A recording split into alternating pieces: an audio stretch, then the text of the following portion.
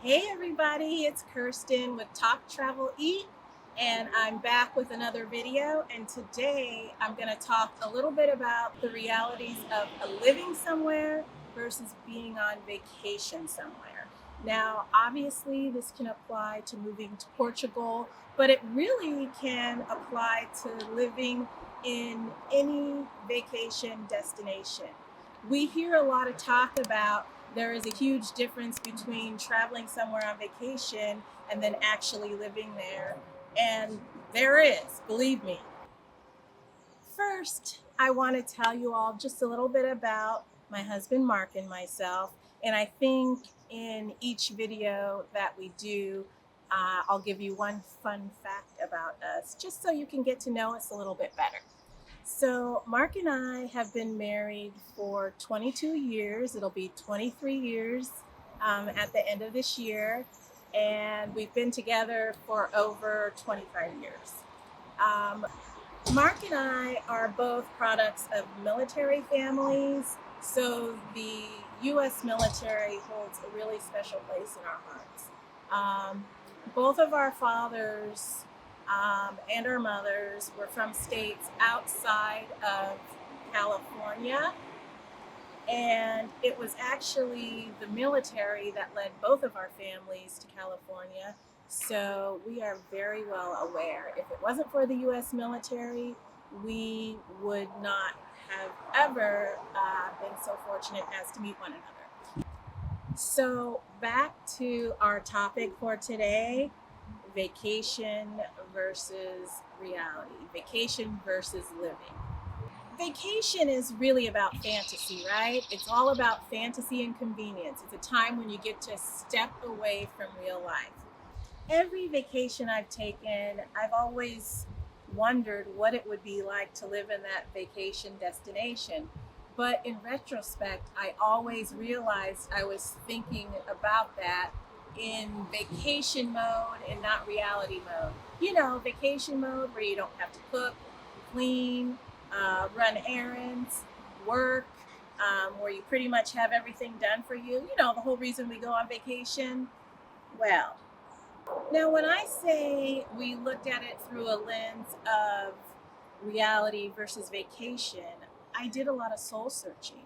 I had to ask myself, what was it that I always liked about being on vacation that I could actually translate through to reality?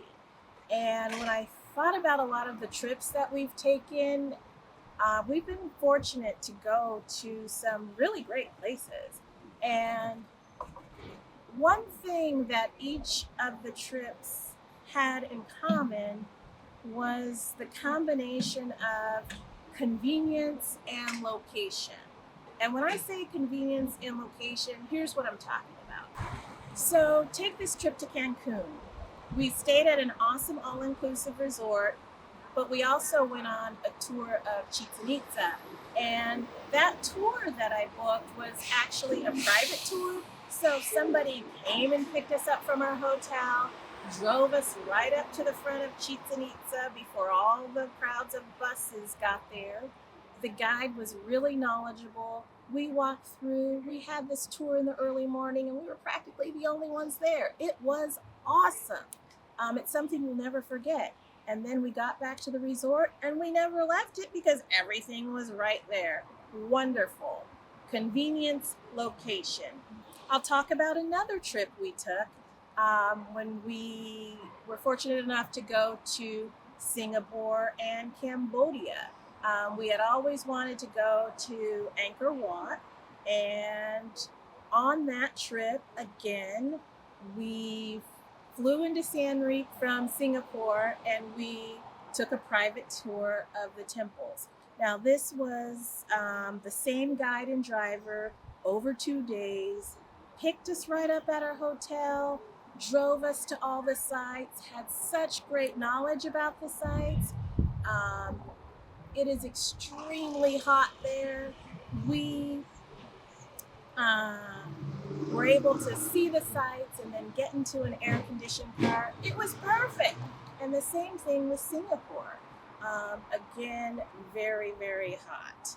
but the hotel we stayed in was connected to a series of shopping malls that was then connected to a subway stop. So we literally could leave our hotel room and get to the subway without even going outside. It was perfect because it was like 100 degrees outside with 100% humidity every day.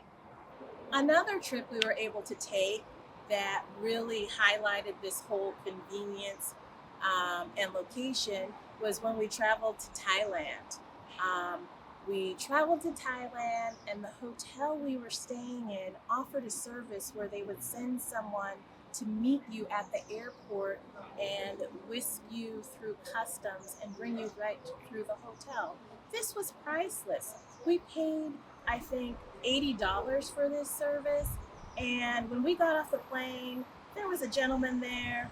He took us right through customs, and before we knew it, we were in the back of a car on the way to our hotel. It was great.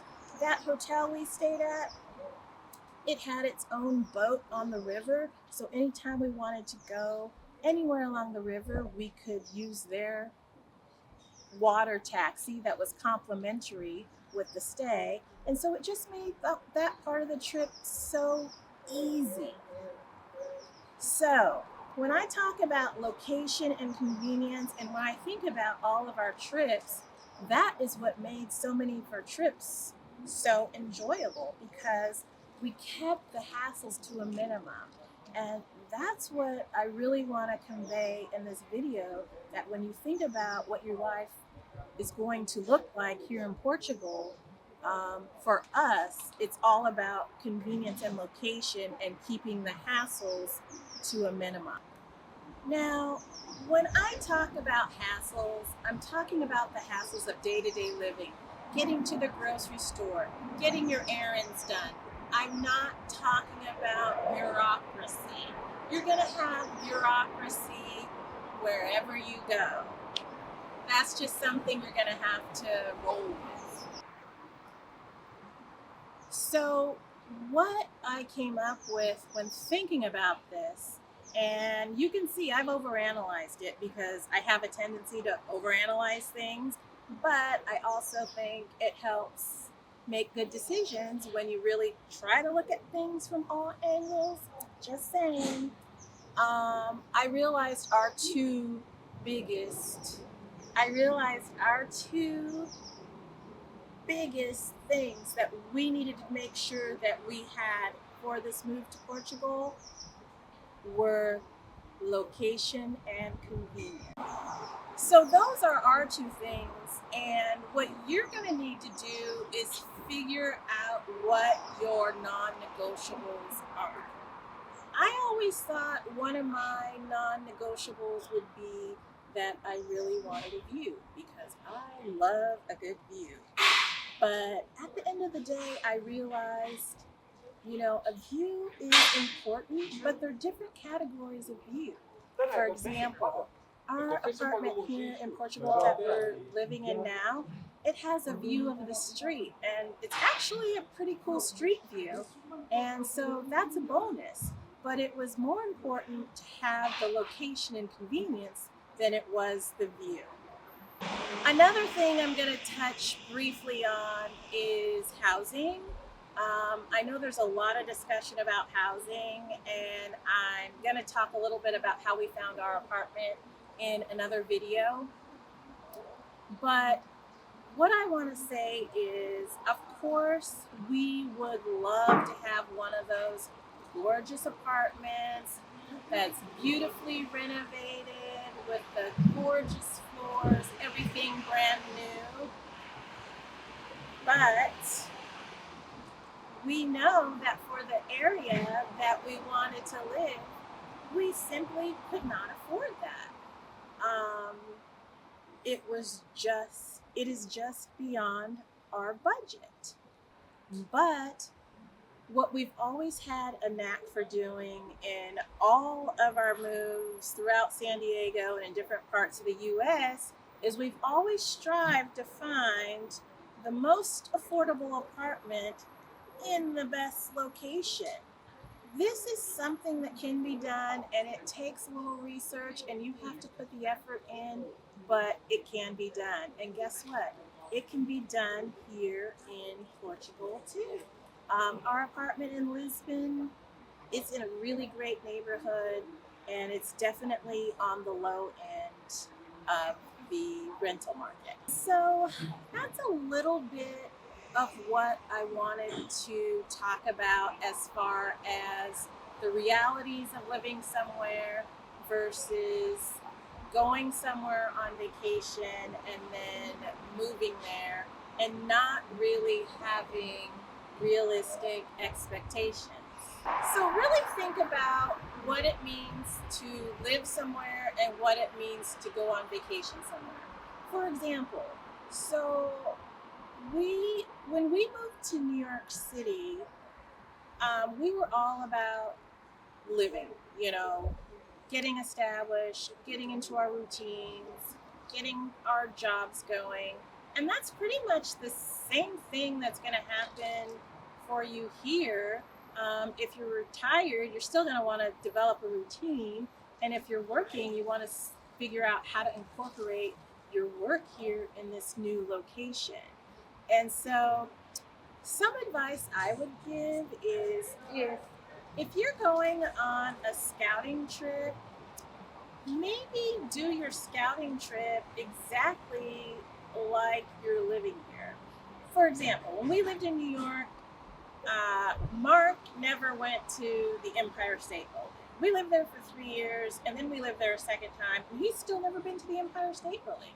We're kind of like that here in Lisbon.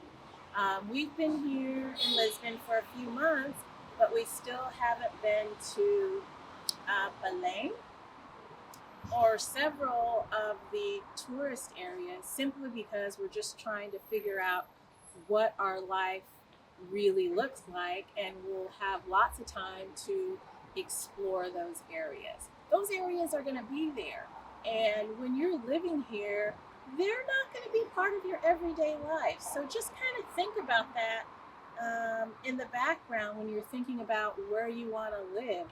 I'm the first one that wants to spend all the time doing vacation stuff. Don't get me wrong, I love a good trip.